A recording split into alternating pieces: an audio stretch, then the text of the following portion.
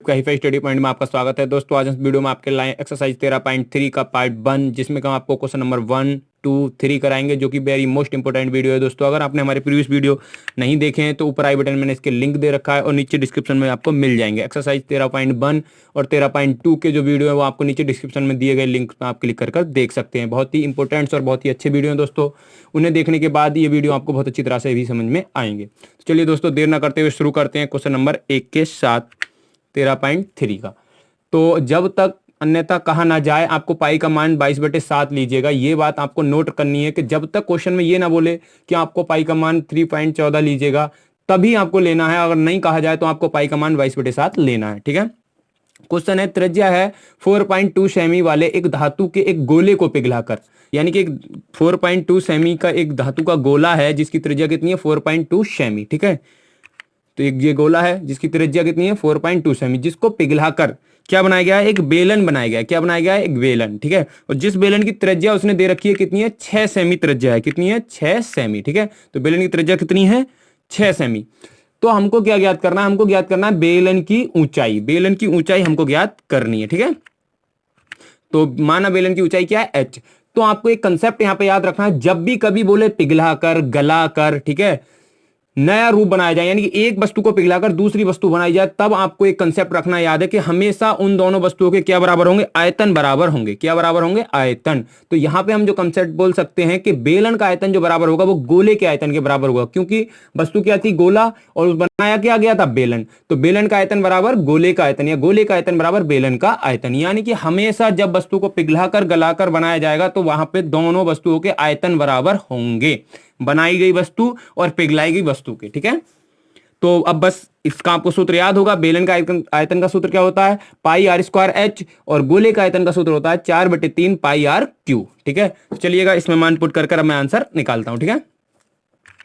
तो अब देखिएगा यहाँ पे ये दोनों पाई हैं, तो पाई से तो मैं पाई कैंसिल कर दे रहा हूं क्योंकि दोनों में पाई कॉमन है। ठीक है। अब इस बेलन का जो आर है उसका मान आपको याद होगा कितना है, 6। ठीक है। दिया है, आप साइड से देख सकते हैं। इनटू एच हमको इसका ज्ञात ही करना है, बराबर 4/3। ठीक है। गुणा, अब इसका आर कितना, इसका आर है 4.2। ठीक है। गुणा, अब क्यू है तो क्यू का मतलब है 3 बार। ये चीज कितनी बार, 3 बार। ठीक है। तो 4.2 कितनी बार, 3 बार। उसके बाद अब इसको मैं अगर मैं इसके पॉइंट हटाऊं तो क्या नीचे 0 बढ़ा सकता हूं। ठीक है। तो मैंने यहाँ पे पॉइंट हटा के ये 0 बढ़ा दिया, यहाँ पे पॉइंट हटा के ये 0 बढ़ा दिया, और यहाँ पे पॉइंट हटा के ये 0 बढ़ा दिया। ठीक है। इस प्रकार से हो गया। चलिए आगे मैं अब सॉल्व करता हूं इसे। तो यहाँ पे सिर्फ h रह गया और ऊपर मेरा बचा 4। ठीक है। अब मैं यहाँ पे ये वटे का चिन्ह लगा ले रहा हूं, ताकि अब मेरे पास यहाँ पे आया 3। ठीक है। अब ये दोनों जो 6 है इसकी गुणा में वो कहाँ पे आ जाएंगे, इधर भाग में। ठीक है। 6 गुणा 6। ठीक है। और इन 10 की जब गुणा होगी, ठीक है, ये 10 है। ठीक है। क्योंकि एक पॉइंट हटाएंगे तो एक ही 0 बढ़ेगा नीचे। ठीक है।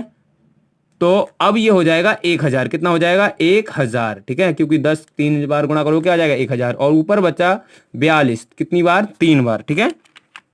तो चलिए मैं ये यहाँ पे लिख दे रहा हूं। तो 42 गुणा 42 गुणा 42। ठीक है। उसके बाद अब चलिए कटिंग करते हैं। तो मैंने ये काटा तो कितनी बार में, ये 7 बार में। ठीक है। ये भी काटा तो ये भी कितनी बार में, 7 बार में। ठीक है। और यहां से अगर मैं इसको काटता हूं तो ये कटेगा 14 बार में। ठीक है। 3 कम 3 और 3 चौक 12। ठीक है। तो अब मेरे पास क्या बचा, मेरे पास बचा 4 गुणा, ठीक है, 7 गुणा 7 गुणा 14। ठीक है। और बटे बचा 1000। कितना बचा, 1000। अब मैं अगर इन तीनों की गुणा करता हूं, ऊपर वालों की चारों की, तो इसकी गुणा आएगी 2744। कितनी आएगी, 2744। ठीक है। आप गुणा कर सकते हो। ठीक है। और बटे में 1000। और अब देखिएगा नीचे जितने 0 होते हैं उतने इधर से दाईं तरफ से हम पॉइंट लगा देते हैं। ठीक है। तो अब देखिएगा 1 2 3। ठीक है। तो पॉइंट कहां पे आ जाएगा, यहां पे। तो h बराबर आ जाएगा हमारा 2.744, क्योंकि 3 0 थे, 3 के इधर पॉइंट मैंने लगा दिया। ठीक है। सेंटीमीटर। यही क्या हो जाएगा हमारा आंसर। ठीक है। तो चलिएगा आप यहां से मैच भी कर सकते हो। ठीक है। तो देख सकते हो यहां पे ये आंसर पहले का 2 पॉइंट, ठीक है, 74 सेंटीमीटर। चलिए नेक्स्ट देखते हैं। देख सकते हो आप यहां से ये आंसर है। ठीक है, पहले का। नेक्स्ट क्वेश्चन देखते हैं। नेक्स्ट क्वेश्चन है हमारा क्रमशः 6 सेमी, 8 सेमी और 10 सेमी त्रिज्या वाले धातु के 3 ठोस गोले को पिघलाकर, अब फिर वही कंसेप्ट है, यानी पिघलाकर एक नया गोला बनाया गया, ठीक है, एक बड़ा गोला बनाया गया, ठीक है। तो यहाँ पे क्या है, यहाँ पे दिया है हमको 3 गोले हैं, ठीक है, माने एक गोला है जिसका R1, उसके बाद R2 दूसरे की त्रिज्या और तीसरे की है R3, ठीक है। इन तीनों को पिघलाकर एक बड़ा गोला बनाया गया है। तो बड़ा गोला क्या है, बड़ा गोले का जो मान ली मैंने माना त्रिज्या R है, बड़े गोले की त्रिज्या क्या है R, और इन छोटे गोलों की उन्हें त्रिज्या दिया, R1 का मान कितना है 6, R2 का मान कितना है 8 और R3 का मान उसने 10 दिया है, ठीक है। तो अब यहाँ पे भी वही कंसेप्ट लगेगा, यानी कि तीनों गोलों का आयतन प्लस, ठीक है, यानी तीनों गोलों का आयतन प्लस करके और बराबर होगा बड़े वाले गोले के आयतन, क्योंकि तीनों को जोड़कर एक बनाया गया है, ठीक है।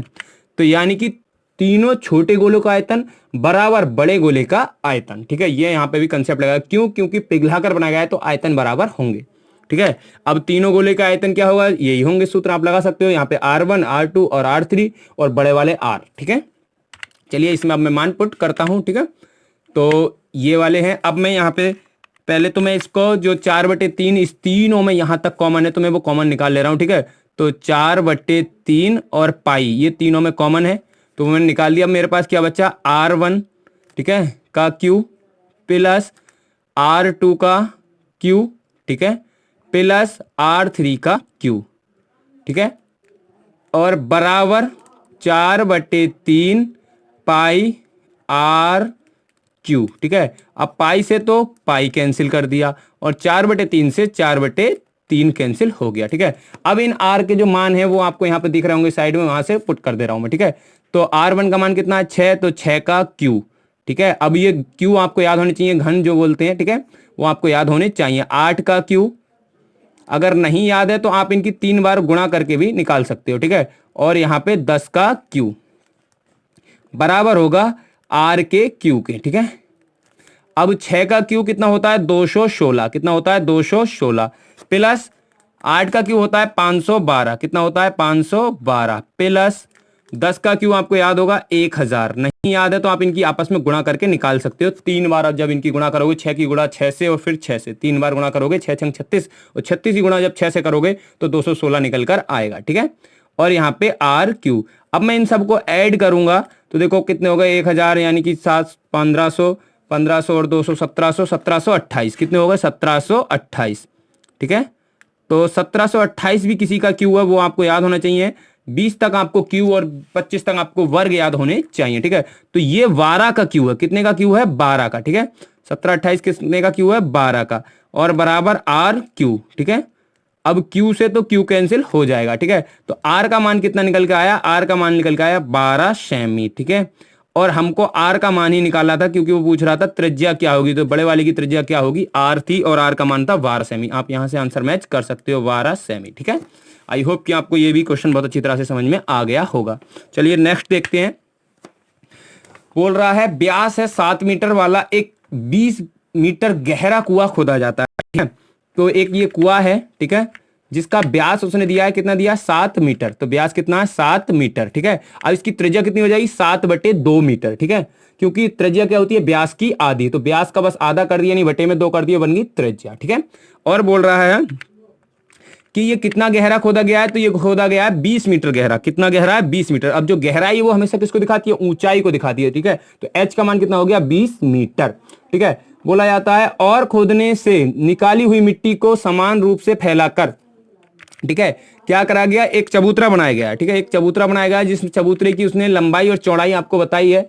तो लंबाई और चौड़ाई कितनी है 22 मीटर 14 मीटर इसकी चबूतरे की लंबाई चौड़ाई है, और हमको क्या ज्ञात करना है, चबूतरे की ऊंचाई ज्ञात करनी है, ठीक है। तो चबूतरा जो किस आकार का होगा, चबूतरा घनाभ के आकार का होगा, ठीक है, जिसमें लंबाई चौड़ाई और ऊंचाई तीनों होती है, ठीक है। अगर सिर्फ लंबाई चौड़ाई होती तो क्या होता वो आयत, ठीक है, लेकिन अब उसमें ऊंचाई भी है तो क्या हो गया वो घनाभ आकार का होगा, ठीक है। तो हमको माना चबूतरे की ऊंचाई क्या है h, ठीक है। तो अब यहां पे भी क्या होगा, जो कुएं की मिट्टी थी उसी से तो चबूतरा बनाया गया है, तो कुएं का आयतन बराबर होगा चबूतरे का आयतन के, ठीक है। तो यानी कि यहां भी कंसेप्ट लगेगा बराबर वाला ही, ठीक है, क्योंकि जो कुएं के अंदर से मिट्टी थी वही उसके चारों ओर फैलाई गई है, जितना कुआं खोदा गया है उतनी ही मिट्टी का चबूतरा बनाया गया है, ठीक है। तो कुएं का आयतन बराबर चबूतरे का आयतन, और कुआं किस आकार का है आप समझ सकते हो, बेलन के आकार का, और चबूतरा किस आकार का है घनाभ के आकार का, ठीक है।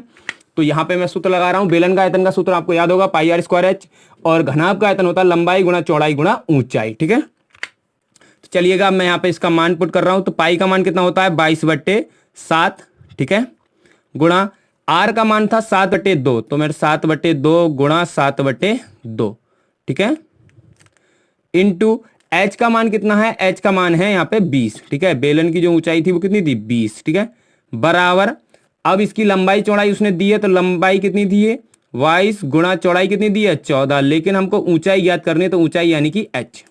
ठीक है, अब मैं यहाँ पे 7 से तो इसको कट कर दे रहा हूं, ठीक है, और 2 से ये काटा कितनी बार में 11, ठीक है, और 2 से ये काटा कितनी बार में 10, ठीक है।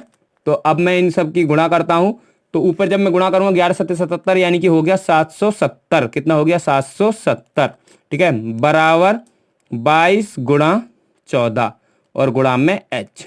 ठीक है, अब बस आपको क्या करना है, अब क्रॉस इसमें देख सकते हो ये इसके गुणा में कहां पहुंच जाएगा भाग में, तो एच को मैं अगर मैं इधर लिख लूं तो ये 770 ऊपर, ठीक है, और ये वाली चीज आ जाएगी इसके बटे में, ठीक है, 22 गुणा 14, ठीक है, तो ये वाली बात इधर की जगह मैंने इधर लिख ली। अब 14 से आपको कट आता होगा, नहीं तो 11 के पहाड़े से आप इसे काट सकते हो, ठीक है, 11 दूनी 22 और 11 सत्ते 77, ठीक है,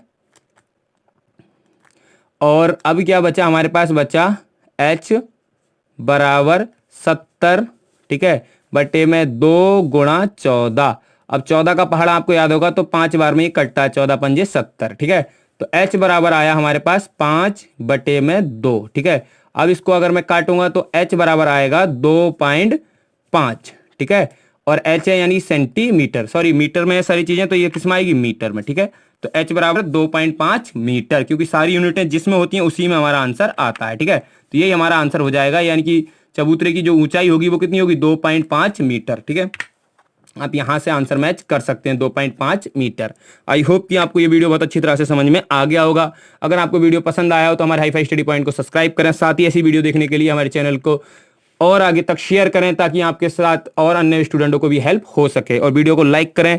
जय हिंद, जय भारत।